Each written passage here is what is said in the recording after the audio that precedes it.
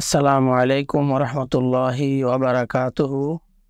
আলহামদুলিল্লাহ ওয়াসসালাতু ওয়াসসালামু আলা রাসূলিল্লাহ, আম্মা বাদ। প্রিয় দর্শক, কোরবানি একেবারে আমাদের দ্বার প্রান্তে, আমাদের দরজার কড়া নাড়ছে। কোরবানি ঈদকে উপলক্ষ করে আমরা কোরবানির পশু ক্রয় করে থাকি এবং কোরবানি দিয়ে থাকি। কোরবানি অন্যতম একটি গুরুত্বপূর্ণ ইবাদত, এটি ওয়াজিব ইবাদত। আল্লাহ রাব্বুল আলামিন পবিত্র কোরআনে এই কোরবানি নির্দেশ দিয়ে বলেন, ফাসল্লি লিরাব্বিকা ওয়ানহার। হে রাসূল, আপনি আপনার রবের রেজামন্দির জন্য, সন্তুষ্টির জন্য সালাত আদায় করুন এবং কোরবানি করুন। কাজেই কোরবানির এই নির্দেশের ভিত্তিতে কোরবানি অত্যন্ত গুরুত্বপূর্ণ একটি ইবাদত। উলামায়ে আহনাফ এই আয়াতের ভিত্তিতে এবং হাদিসের ভিত্তিতে এই কোরবানিকে ওয়াজিব বলেছেন।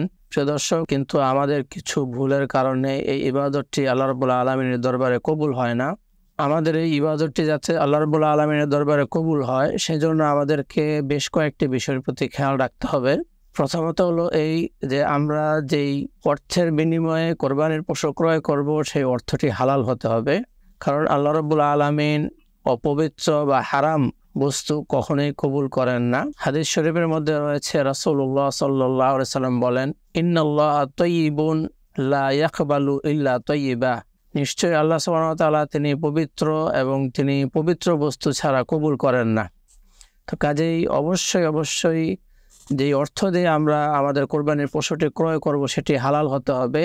সেটি কোনো প্রকারের হারাম অর্থ হতে পারবে না, যেমন সুদ অথবা ঘুষ অথবা অনৈতিকভাবে কারো কাছ থেকে অর্জন করা অথবা ছিনতাই করা অথবা পশুটি কারো কাছ থেকে জোর করে নিয়ে আসা ইত্যাদি যে বিষয়গুলি, এগুলির মাধ্যমে অর্জনকৃত পশু দ্বারা যদি আমরা কোরবানি দেই, তাহলে সেই কোরবানি আল্লাহ রাব্বুল আলামিনের কাছে কবুল হবে না। তো প্রথম বিষয়টি ছিল অবশ্যই আমাদের অর্থ হালাল হতে হবে, হারাম হতে পারবে না। দ্বিতীয় যে বিষয়টি, সেটি হলো এই যে আমাদের পশুটি উৎকৃষ্ট মানের পশু হতে হবে, কারণ উৎকৃষ্ট পশু ছাড়াও আল্লাহ রাব্বুল আলামিন কবুল করেন না। আল্লাহ সুবহানাহু ওয়া তাআলা পবিত্র কোরআনের সূরা মায়েদায় হাবিল এবং কাবিলের কোরবানির ঘটনা ব্যক্ত করেছেন। সেখানে হাবিল তার ভাই কাবিলকে বলেছিল, ইন্নামা ইয়াতাকাব্বালুল্লাহু মিনাল মুত্তাকিন। আল্লাহ সুবহানাহু ওয়া তাআলা কেবলমাত্র মুত্তাকিদের কাছ থেকেই কবুল করে থাকেন।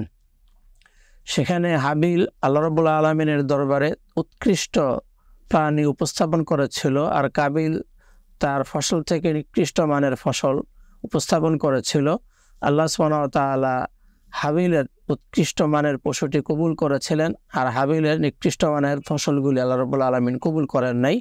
সেজন্য হাবিল সেখানে বলেছিলেন যে আল্লাহ সুবহানাহু ওয়া তাআলা কেবলমাত্র যারা মুত্তাকি, অর্থাৎ যারা উৎকৃষ্ট মানের পশু কোরবানি দেয়, তাদেরটাই কবুল করেন। তো দ্বিতীয় হলো উৎকৃষ্ট মানের পশু কোরবানি দেওয়া। 3 নম্বর হলো নিয়ত বিশুদ্ধ করা। কারণ যে কোনো ইবাদত করতে গেলে নিয়তের একটি বিশেষ গুরুত্ব রয়েছে। নিয়ত বিশুদ্ধ হওয়া ছাড়াও ইবাদতটি আল্লাহ রাব্বুল আলামিনের দরবারে গৃহীত হয় না।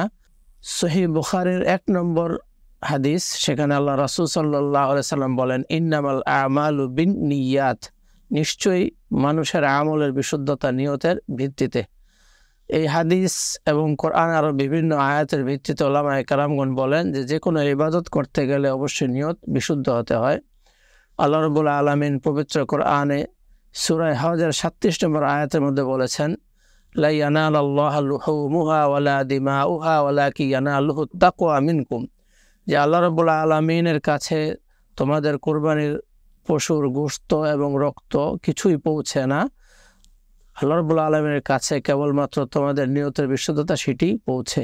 তো বোঝা গেল যে আমরা যত বড় পশুই আমরা কোরবানি দেই না কেন, যত দামি পশুই আমরা কোরবানি দেই না কেন, যদি নিয়ত বিশুদ্ধ না হয়, তাহলে আল্লাহ রাব্বুল আলামিন সেটি কবুল করেন না। কাজেই আমরা আমাদের পশু ক্রয় করার সময় অবশ্যই আমাদের নিয়তকে বিশুদ্ধ করে নিব।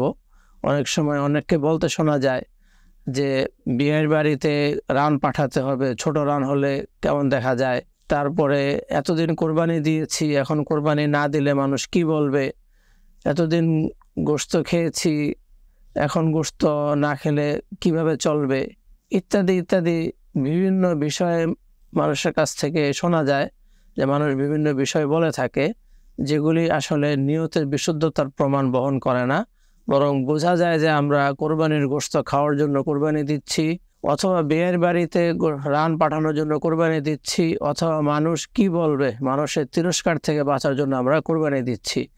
এই যে বিষয়গুলি, এই বিষয়গুলি সামনে রেখে যদি আমরা কোরবানি দিয়ে থাকি, তাহলে তো আমাদের কারো কোরবানি কবুল হবে না, গৃহীত হবে না। আমরা কোরবানি দিব কেবলই মাত্র আল্লাহ রাব্বুল আলামিনের রিজামন্দির জন্য, আল্লাহ রাব্বুল আলামিনের সন্তুষ্টির জন্য।